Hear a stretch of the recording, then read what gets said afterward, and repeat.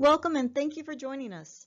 I'm Lisa Rogers and I'm excited to be working in partnership with the Education Service Center Region 6 to present this module on building positive behavior in young children with special needs. The main focus of our time together will be on creating calm seas for self-regulation and de-escalation. The goals of this module are to create a safe and supportive learning environment, to teach children how to recognize their emotions and to use calming strategies effectively, and also to implement strategies to support the de-escalation process when those emotions get a little too big. While this module has been especially developed for educators working with young children, including those with special needs, all who are interested in this topic are welcome to join. Our agenda begins with a look at understanding the brain and emotions, followed by calming corners, calming tools, and the de-escalation and recovery process. As we begin, let's recognize the critical role of self-regulation beyond behavior. In many studies, they have found that all aspects of children's self-regulation are uniquely related to their academic abilities over and above intelligence. This finding places a focus on the importance of teaching self-regulation early on for future success. And future success in behavior and academics is what every educator wants. Also look at one particular aspect of self-regulation, which is inhibitory control. This aspect of brain function is used in planning, problem solving, and goal-directed activity, which of course is predictive of all academic outcomes, but particularly associated with early ability in math and literacy.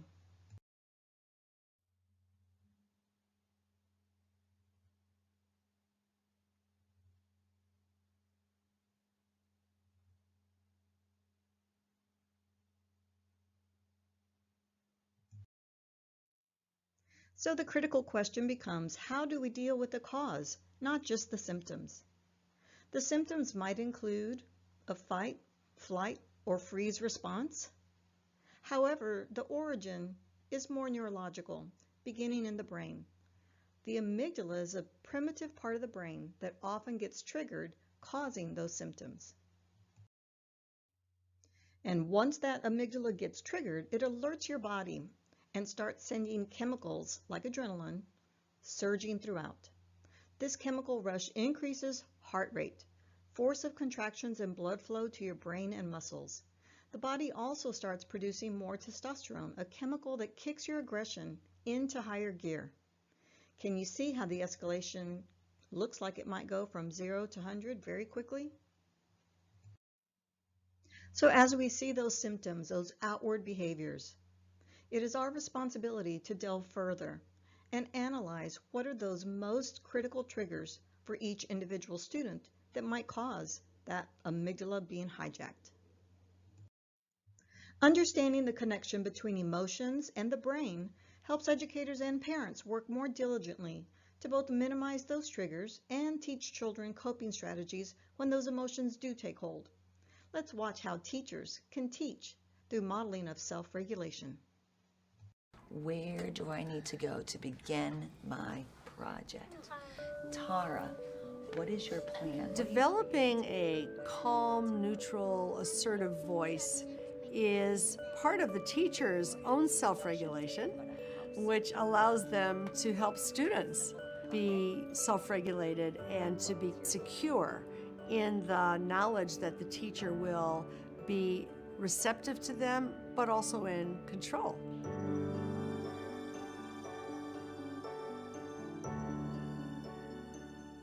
All right, everyone partner up. The tone of voice we try to use when we speak with our students is what we would call calm, neutral, and assertive. Show your partner any emotion. Any emotion. We found it to be immensely important for helping kids to do the right thing and to guide them and to redirect them. Self-regulation is the way that we manage ourselves to behave in the ways we intend to behave, rather than becoming overwhelmed with anger or fear or anxiety and acting out.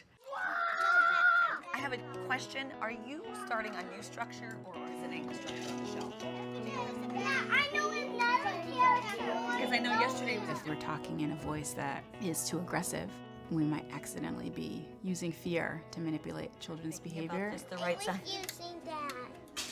Let's let him take off the screws first. Instead of helping them to gain that intrinsic motivation to do the right thing for the right reasons. And don't go to the, and sometimes it's not safe to go to the beach. we're not saying. Because there are sharks there. Yes, I heard be careful of the sharks. So the sweet spot is calm, neutral, assertive. And the teachers who get the best responses from kids are the ones that have mastered that the best.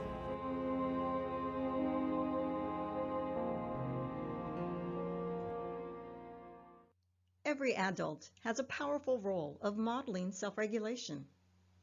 Educators can also minimize the impact of stress as a trigger to activate the amygdala by building a positive environment. This next section will take us into calming corners as one way to do just that. Self-regulation refers to the process of recognizing, understanding, and managing emotions. While children are not born with this skill, it is developed over time with direct instruction and opportunities to practice and receive feedback. Self-regulation is an additional skill that needs to be taught, much like math, reading, or writing. Providing the support that children need to build self-regulation skills at both home and school is one of society's most important responsibilities. Calming corners are embraced as a teaching strategy for children of various ages.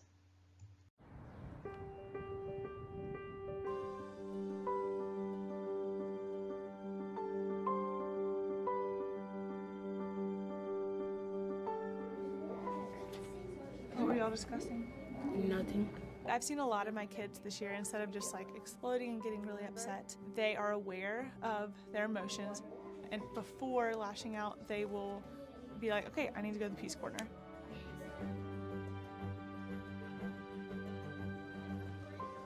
At Fall Hamilton, we have students who are currently experiencing some serious tragedy in their lives. When they walk through the door, they don't leave everything at the door. They bring it with them. You need to take a break? Yeah? So we're trying to build the capacity for them to be able to know what to do when they're frustrated or when they're angry. So we're using peace corners. There is a peace corner in every classroom.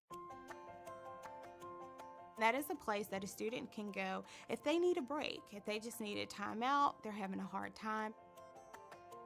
There's going to be some comfy pillows or a bean bag. There'll be some fidgets, different things to help de-escalate that student. If I get really frustrated and feel like I'm gonna yell, or get mad at somebody, I go to the peace corner and just calm down. We set a 5-minute timer, so they know that they have 5 minutes to kind of cool down. If it's really bad and they need some extra time, I said they can flip it again and take their time. My teacher has this sheet that you fill out. It tells you how you feel, what choice you made, and what should you do to make it better next time. And there's also going to be some charts that talk about breathing or counting or different things a student can do to de-escalate in the moment. And at the end of that time, it's time to reintegrate with the rest of the students. Every kid uses it, so it's not a place of stigma. It's a place that we allow students to utilize the strategies that we're teaching them. Ready to go? I've seen a huge shift in just behavior. There's not as many outbursts, there's not as many arguments, because they've realized their emotions, they're understanding them, and they're able to make that decision to go sit down at the peace corner. As you think about your own campus, your own classroom, keep in mind that a calming corner or a peace corner is not a place for a traditional timeout. This is not a punitive strategy. It is actually a strategy to teach self-regulation. As we shift our mindset, we see that a calming corner is actually a time in a safe place, in a place to minimize sights, sounds, and even people, time in a place to use calming strategies effectively, and time in a place to learn how to manage those big emotions in a positive, proactive way. Of course, the first step in managing your emotions is recognizing them and understanding them. Every teacher will want to take opportunities throughout the day, at the beginning of the day, natural opportunities to discuss feelings and to also do a check-in on where students are at in their own personal feelings. Talking about feelings through stories, singing about feelings through songs. Each of these are wonderful ways to help children understand emotions so that they can better recognize them in order to manage them. The Calming Corner, a safe place to handle my emotions, to learn how to self-regulate. Once I get there, how do I do that? Let's continue with calming tools. Of course, your Calming Corner will be built around your student needs. Do they calm best by reading, Legos, listening to music? That will help you make decisions about what calming tools are best suited for your students. When making decisions about calming tools that teach self-regulation, there are 3 main categories to consider. Movement, simple and repetitive activities, and soothing sensory experiences. Which of these fit you best when you have big emotions? Do you seek out movement when stressed or overwhelmed? At the end of a stressful day or even week, do you go for a long walk, a hike, jogging, take a bicycle ride, or dance like no one is watching? Or do you gravitate toward a simple, repetitive activity like gardening or landscaping, needlepoint, reading, or even cleaning your house? Or do you calm best with a soothing sensory experience? Some candles, lotion, music, or even a massage? While some find a massage the ultimate relaxer, others find it not enjoyable at all. Each of us is different with different calming strategies, and each of our children are different as well. When possible, talk to your children and see if they have any ideas about activities that would help them to calm down. Movement. This may include anything from jumping on a trampoline to dancing or wall push-ups. What about your children that find comfort in a simple and repetitive activity such as coloring, building blocks, puzzles, origami, popping bubble wrap? Or do some of your children respond best to those soothing sensory experiences? From music to Play-Doh to fidgets and more, we can teach children how to handle their big emotions, how to self-regulate. Whatever those calming experiences are, it will be important to practice and teach them when children are calm, and not just expect them to be able to follow through when they are already overwhelmed. If breathing is a calming strategy, this is a good match for a child or group of children. Let's practice it as a part of our morning routine, or as we line up and prepare to transition to the cafeteria. The more we practice when we are calm, the more likely we will be successful during a difficult moment. Let's practice. Ready? Breathe in and pretend you are smelling a flower. As you breathe out, make a humming bee sound. Try different ways of making the sound, longer or shorter, high or low sounds. Make it fun. Now let's practice a mindfulness activity called melting, which is available at Go Noodle.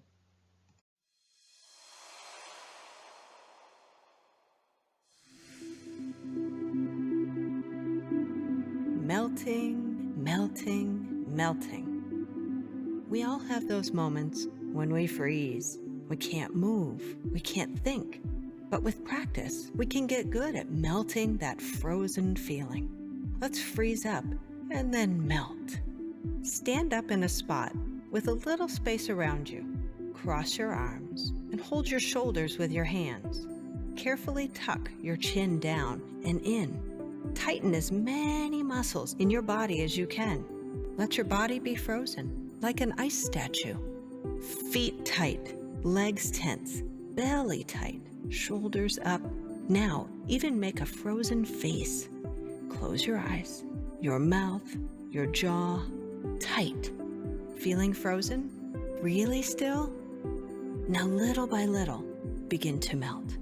Let your chin stay low as your face softens and melts. Your jaw opens slightly, your eyes blink open, just a little. Your mouth and cheeks melt and feel soft. You're melting. Let your shoulders melt and go down. Hands let go. Arms glide down to your sides, melting. Let your legs melt too. Soften and bend. Melt. Try to melt all the way to the floor. Down, down, down. Let yourself be a blob, a puddle on the floor. Ah, melted all the way to soft. Exhale long. Once frozen and tight, and now melted, a little more at ease. Let's do it again. This time, choose your own frozen statue. Be creative. Freeze your arms. Freeze your legs. Freeze your face. Make a funny face if you'd like. Freeze there. Tighten. Freeze, freeze, freeze. You're frozen. Close your eyes or keep them open. Stay frozen for just one more moment. Ready to melt? One icy part of you at a time begins to melt. Face, eyes, jaw, head, chin goes down, shoulders drop, fingers soften and droop, hands too, arms float down. You are melting. Let your legs allow you to melt down to the floor. Melt, melt, melt, droop, settle, and rest. Melted. Try to feel at ease here. Soft. Check in on your body. Is any area still frozen? Notice that tightness. Melt it if you wish. Rest here. Breathe. Eyes are open or closed. Next time you feel frozen, in your mind or in your body, try to melt it away.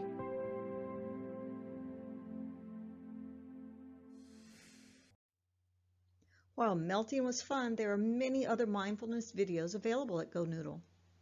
Once you have identified the specific calming experiences that meet your children's needs, you can determine best how to organize them for implementation. One way to organize the calming tools is with a choice board. When I need to calm my body, I can do one of these choices. Another way to organize the calming choices is on a feelings chart. It is through awareness and recognition of feelings that we can teach how to handle those feelings in positive ways. When you start to have a little problem, that's the time to go and do something that will help you to calm down. Don't wait till you get to a 4 or 5.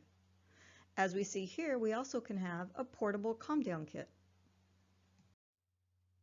Portable calming tools can be organized in boxes, notebooks, loose visuals. This is especially important when students are struggling to make a transition to the calming corner. They can still self-regulate when the calming tools come to them. An additional strategy to consider when setting up your calming corner is a chill pass. Chill passes help to set limits on the number of times a person uses the calm down corner and even the amount of time spent there. In doing so, you can promote not only self-regulation but also independence.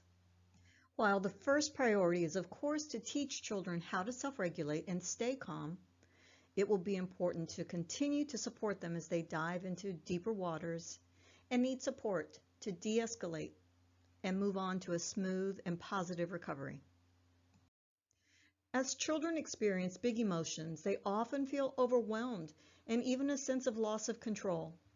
In these moments, the calm adult will throw a lifeline to provide a sense of security and safety so that the child can regain control and de-escalate to a safer, calmer place.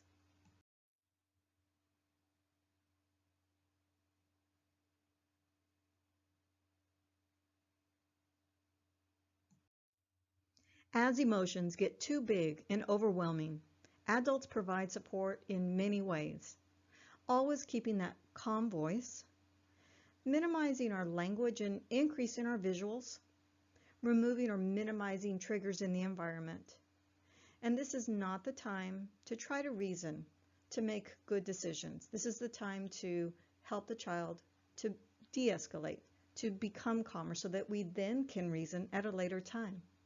We might even think about distracting or shifting focus, just to help us get to that place a little bit sooner.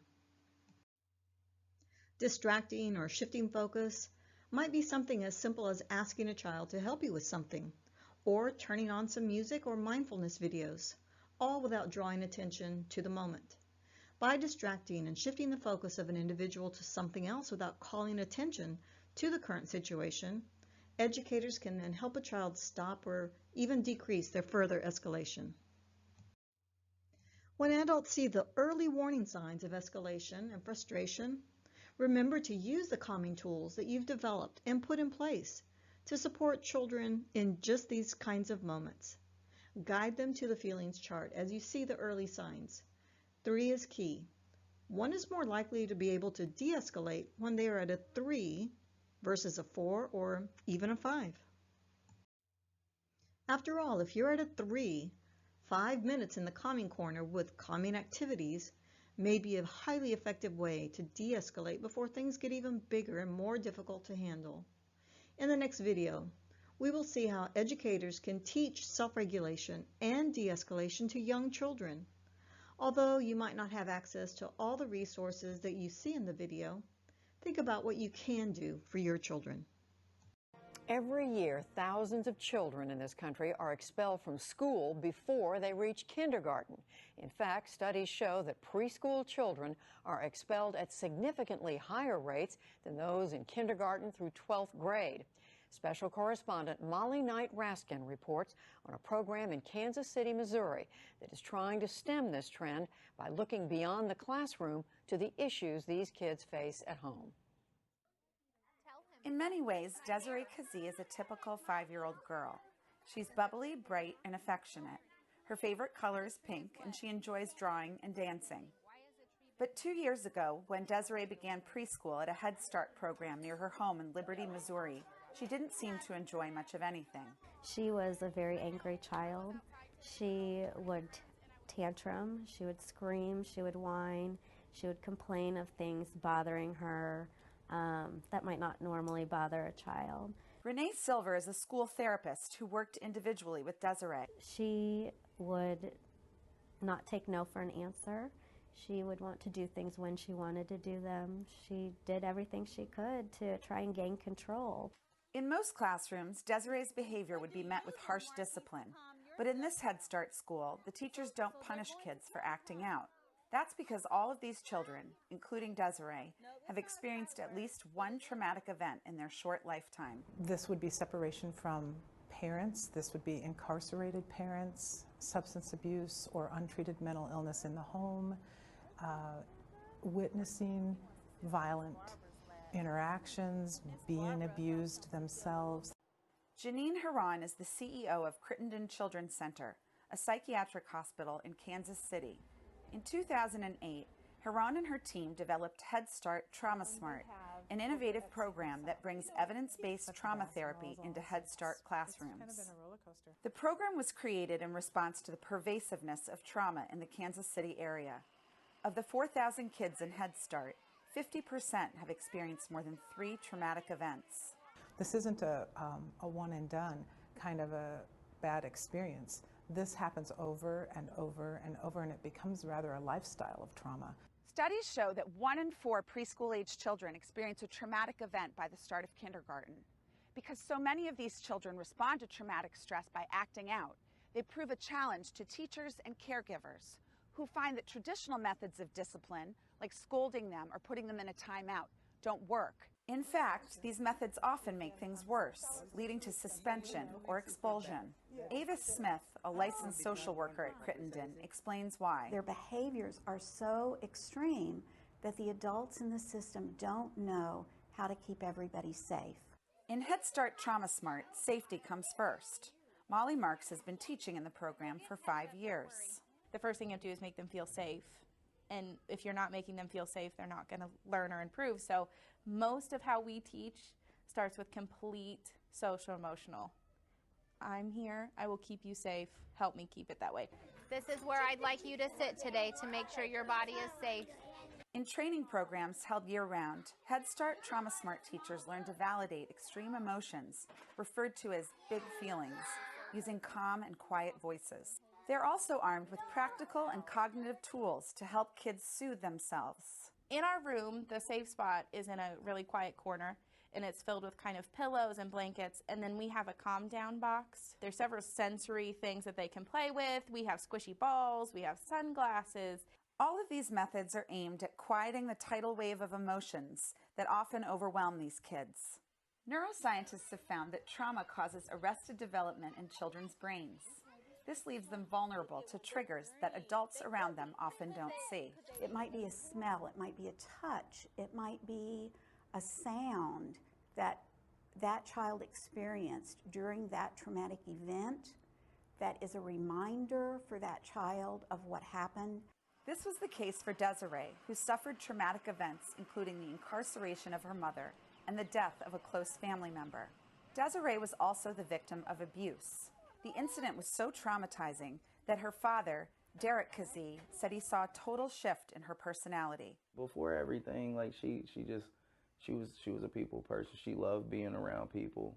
You know, after the experience happened, she tended to turn off. Like, she didn't really want to be around adults. She didn't want to be around kids. She just wanted to be at home, her safe spot. Derek Kazee says it wasn't until she began the trauma program that Desiree finally felt safe enough to go to school and to share her experience with the adults there. One of them was therapist Renee Silver, who works with kids individually to reinforce the self-regulating techniques of Head Start Trauma Smart. In one activity, Silver applies lotion to Desiree's hands. I'm going to get your pinky and your ringy and your middle. How often do kids get that nurturing where each finger is individualized and pointed out, and you know, they're getting that focused attention where nothing else matters? And so it really helps the kids. It's almost like they melt. And it's not just teachers and therapists who practice these techniques. Bus drivers, cooks, everyone who's in the life of that child. Derek Kazee says he often works with Desiree at home, where they both use calm down steps like counting and deep breathing. Go ahead.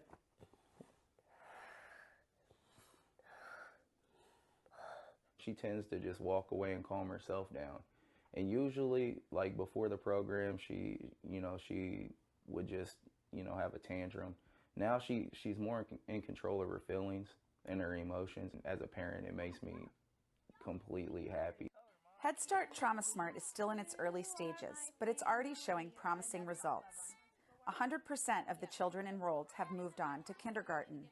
It's this kind of success that Heron says she hopes will boost the program's growth nationwide. If we can pull this off across the country, the dividends will be phenomenal. Some of the Head Start Trauma Smart results are harder to measure, but to those who care for these children, they are impossible to miss.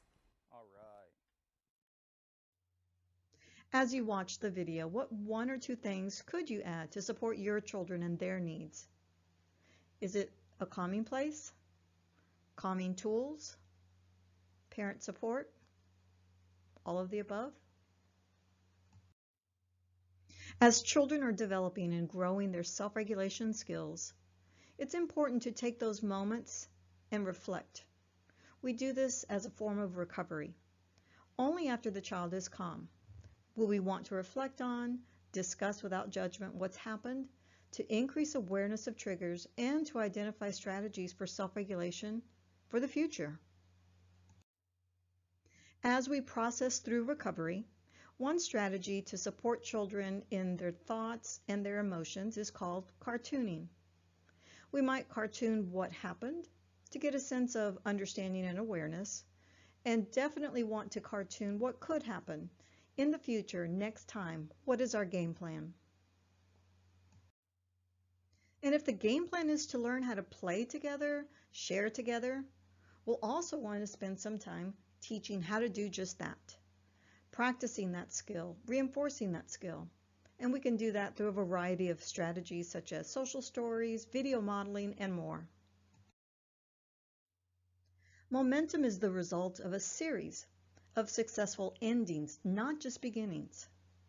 While time is valuable and sometimes rare, it is important to take the time for recovery and processing for a brighter future.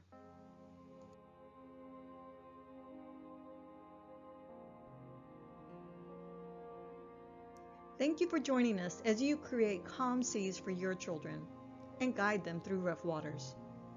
For additional support, please contact your district special education department or Pam Bumpus, the Early Childhood for Special Education specialist at the Education Service Center, Region 6. It has been my pleasure to spend this time with you, and I wish for you peaceful waters.